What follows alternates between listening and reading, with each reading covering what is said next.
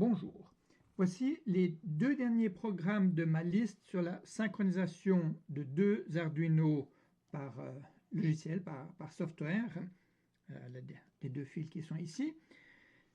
Donc ici on voit les deux Arduino et on voit sur un oscilloscope en jaune le signal généré par le master et en bleu le signal généré par le slave. Et si je connecte la pin 8 du master, on voit la désynchronisation, donc le déphasage qui se fait. Si j'arrête, ça s'arrête bien. Si je fais dans l'autre sens, si j'arrête, ça s'arrête. Il bouge très légèrement. Mais ça marche très bien avec un défaut. Rien n'est parfait. Si vous regardez ici, le temps de base 100 microsecondes, ça veut dire que de là à là, il prend 100 microsecondes et pas 12,5 microsecondes. Donc en fait, on n'a pas un signal à 40 kHz, mais on a un signal 8 fois plus lent. Donc ça marche bien, mais il y a de nouveau trop de code dans la routine assembleur pour que cela fonctionne. Je montre quand même ici. Voilà. On a ici le code. Donc, de nouveau, on utilise le tableau qui est ici,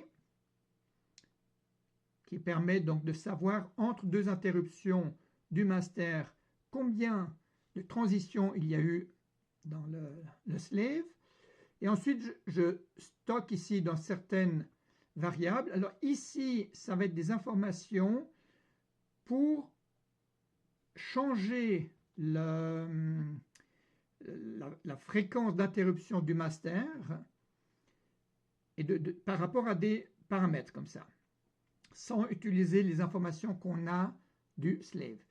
Et ici, ici on va stocker la différence du nombre d'oscillations du slave attendu et mesuré. Alors, allons un petit peu, je vais de nouveau pas aller dans les détails, mais voilà, là on a le code complètement usuel. On utilise donc ce qui vient des pins 11 et 12 du slave pour connaître son état. On a la routine d'interruption. Ici, on génère le signal comme d'habitude. Ici, on lit l'état actuel et on combine entre l'état actuel et 4 fois le dernier état. Ça nous permet d'utiliser un tableau pour savoir le nombre de transitions qui a eu lieu. Et puis, dans une certaine variable ici, je comptabilise la différence entre le nombre de transitions du slave et le nombre de transitions attendues qui est 2. Et si on obtient un nombre trop grand, c'est-à-dire ici il n'y a pas eu assez d'interruptions, il va falloir diminuer le rythme d'interruption du master. Et si on a un nombre négatif, dans ce cas-là, le master allait trop lentement, il faudra l'accélérer un tout petit peu, donc diminuer sa période. Mais juste une fois, un petit peu. Alors, je compte ici le nombre d'interruptions qui a eu lieu dans le master. Et si ce nombre est trop grand, alors je dois le diviser par 2, parce que sinon, on a des overflows. Idéalement, on voudrait aller aussi loin que possible, jusqu'à sans limite, mais comme on a une limite, dès qu'on dépasse les 32 000, alors je divise par 2. Après, ici, j'ai fait des essais. Quand on fait ça, on perturbe un tout petit peu la suite, mais relativement peu. Et ici, c'est donc par compteur, à l'aide des valeurs, en fait, il y a deux variables qui sont importantes. Il y a cette somme, il y a le delta et il y a la limite. Et dès que la somme dépasse une certaine limite, alors je fais des corrections. Soit la somme elle est plus grande qu'une certaine valeur, soit elle est plus petite que moins la limite. Donc là, ça voudrait dire qu'on a des nombres négatifs. Et donc ici, je corrige par compteur. Je dis dans les commentaires, il y a deux types de corrections, comme ici, par compteur, et puis un peu plus bas, c'est ce que je fais ici, voilà, à deux endroits d'ailleurs, voilà.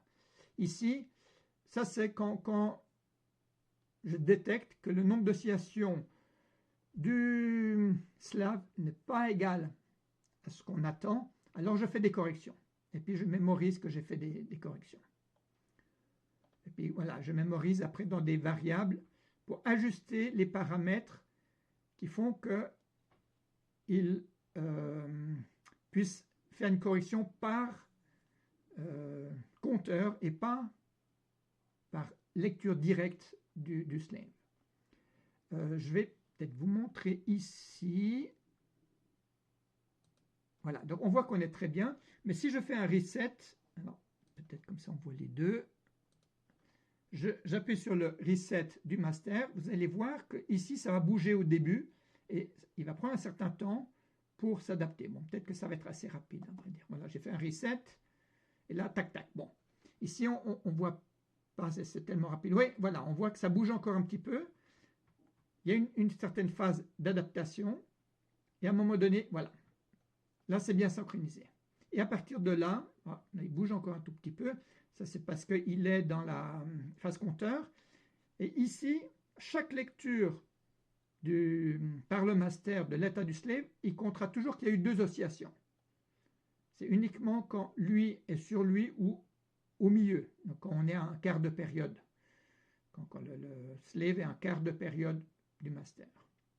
Voilà. Ici, je pense qu'il est bon. C'est juste pour vous montrer qu'il doit s'adapter un petit peu. Donc, tout a l'air bien, sauf que ce programme ne tourne pas à 40 kHz parce qu'il y a trop de code dans la routine d'interruption. Alors, qu'est-ce que j'ai fait? Je l'ai écrit en assembleur. Alors, la partie assembleur, elle est ici. Voilà. Et de nouveau, si on regarde plus bas, ici, il n'y a pas de gestion de routine d'assembleur. On a une certaine partie d'initialisation et toute la partie assembleur, c'est le même nom de programme, mais qui est terminé avec un point S majuscule. C'est important que le S soit en majuscule. Et ça, c'est la partie assembleur. Je ne vais de nouveau pas aller dans les détails, mais j'utilise les registres ici pour stocker des informations. On voit que j'ai presque tout, enfin j'ai même tout qui est stocké dans des registres. J'utilise R30 et R31 quelque part pour utiliser le tableau que je remontre ici, ce fameux tableau que j'ai beaucoup utilisé, qui me permet de savoir combien de transitions il y a eu du slave entre deux interruptions du master. Voilà, et puis ici on commence, et de nouveau on commence par une lecture des flags, et pendant longtemps j'ai eu un problème, quand je mettais ce CLI, ça me perturbait le programme, je ne comprenais pas, parce que je n'avais pas vraiment d'erreur de programme. Donc il y a certaines choses qui sont délicates. Voilà, je n'ai pas redétaillé ceci, je vous laisserai lire, c'est quand même assez long. Donc on voit ici, je suis dans 70, et si on va jusqu'au bout, ça fait 300. Donc on a un peu plus de 200 lignes de code assembleur. Mais ça peut s'exécuter dans le temps qu'on avait à disposition. Ouais, il y a peut-être encore juste ici, ça c'est des lignes qu'on peut mettre en commentaire. C'est utile juste pour des informations de développement. La toute dernière chose que je montre, je reviens ici. Voilà, si j'ai envie de développer en assembleur tout le code qui est ici, moi c'est surtout le code du gestionnaire d'interruption, je peux le compiler, pas besoin de le charger dans l'Arduino. Je vais sous Sketch, Export Compiled Binary, et ensuite je vais, alors je pense que c'est ici, voilà. Je suis donc dans le dossier du programme, c'est le EX0430H, etc. Ensuite, dans le sous-dossier build, dans le sous-dossier qui est ici, si je tape ls, voilà. En particulier, ce programme, alors pourquoi j'en ai deux? C'est celui-ci, ça je devrais effacer, ça n'est plus à jour. C'est celui-ci qui m'intéresse. Celui-ci, il a été donc généré depuis l'IDE. Et ensuite, si je tape